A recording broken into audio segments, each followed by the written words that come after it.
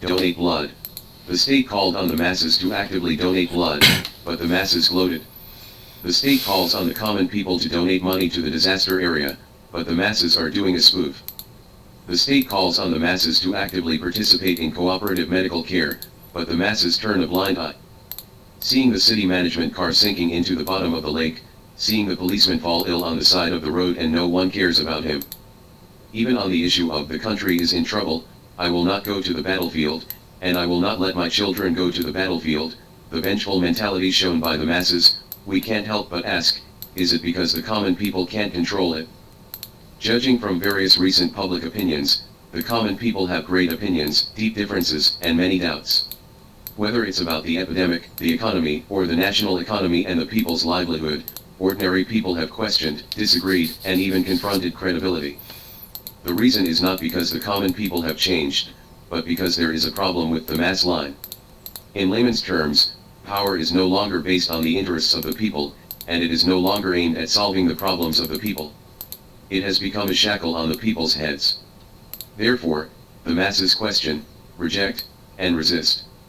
Why do we say that we have a problem with the mass line? The so-called lack of the mass line means that when exercising power, we are divorced from the people and the purpose of serving the people, and even forget where power comes from and how to use power. One, punish officials lightly and punish civilians heavily, so that the masses cannot experience fairness and justice. My country is a socialist country ruled by law. The so-called rule of law means that everyone is equal before the law, which is the basic principle. However, light punishments for officials and heavy punishments for civilians made the masses doubt the fairness of the law. The first is the issue of private use of public power. We know that power is bestowed by the masses, which in turn serves the people. However, a small number of public officials mistakenly believe that power is given by the state, the party, innate, hereditary, irreplaceable, and has nothing to do with the common people. Therefore, they use the power in their hands to act recklessly and do evil, using power as a private tool, or collecting money, or playing with feelings, or bullying the weak. During the 3-year epidemic, a large number of public officials exposed their true nature. Of course, behind the abuse of power, there must be corruption. Primary school principals, directors of education bureaus, and hospital directors all embezzle hundreds of millions or billions of dollars, dozens or hundreds of houses of real estate, and the common people gnash their teeth in hatred. However, in the end, it was all discovered that even if these people became prisoners, they were still at a height beyond the reach of ordinary people. Power seems to be the gold medal for avoiding death. Officials made mistakes, and on the surface they were fired and suspended again, but in the end they found out that they continued to get promoted and make a fortune in another place. Representatives have repeatedly proposed the implementation of the official property disclosure system and the resumption of the execution of corrupt officials. This is what countless people are eagerly looking forward to. In such an environment, how can ordinary people maintain absolute trust and dependence on public power? To blindly stimulate the economy and stimulate domestic demand, completely ignoring the demands of the common people. The country's economy must develop, which is not only related to the fate of the country, but also the fate of hundreds of millions of people. This general program must never be shaken. Of course, the economic development of any country cannot be smooth sailing. It is inevitable to encounter problems in the process of development. As the master of the country, he must stand up without hesitation when the country encounters difficulties, even if it is to tighten its belts. The belt must also be united up and down to tide over the difficulties.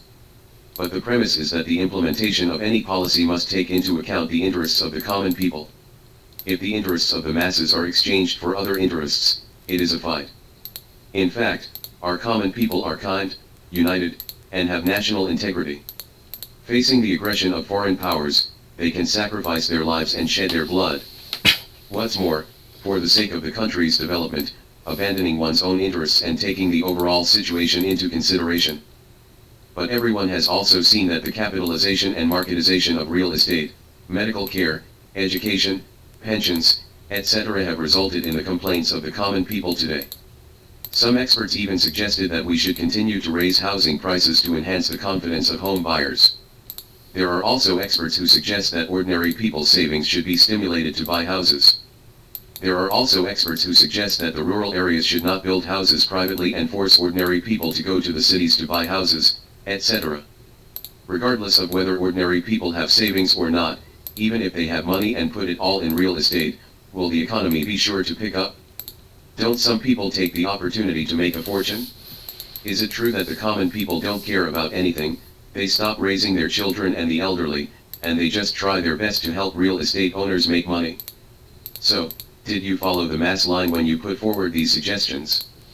If everyone tightened their belts and rescued real estate, the economy still failed to recover, and the real estate board made a lot of money and finally emigrated with money, and the common people guarded a pile of reinforced concrete, would they have a good life?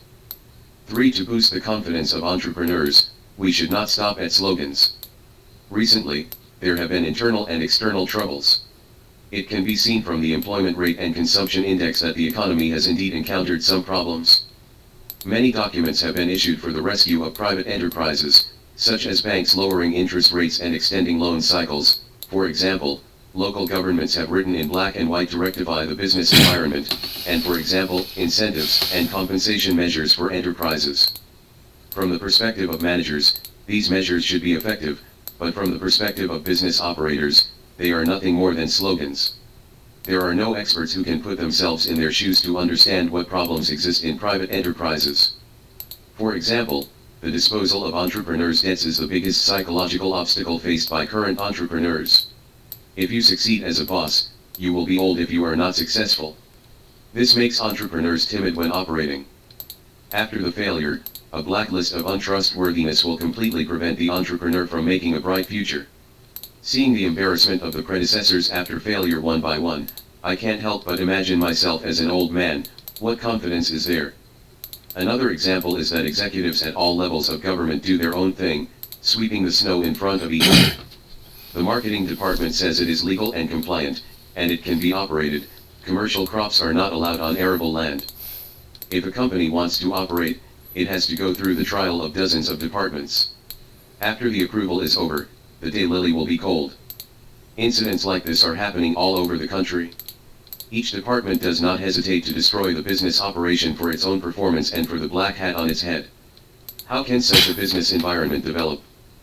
4. Pay attention to expert advice and ignore the feelings of ordinary people. When formulating policies, it is separated from the actual needs of the people and the actual interests of the people. Recently, Chen Hai's proposal on electric vehicles can be said to have aroused constant condemnation from the people across the country. A vigorous car inspection campaign was launched across the country. How many families' travel tools were confiscated, and how many people's travel was affected? Is it possible for an unqualified car to pass a piece of paper? Unqualified cars, if you pay a fine, you won't have a traffic accident. What safety helmets should be standard, and what should be standard for manned? Are so many traffic accidents every year caused by electric vehicles? Why not do large-scale rectification of cars, planes, etc.? Is this based on security, or is it based on the submission of the masses to power?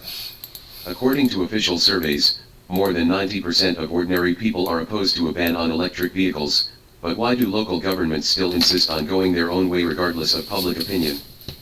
Recently, blood banks across the country are in emergency, and voluntary blood donation to save lives is a manifestation of the noble morality of the masses.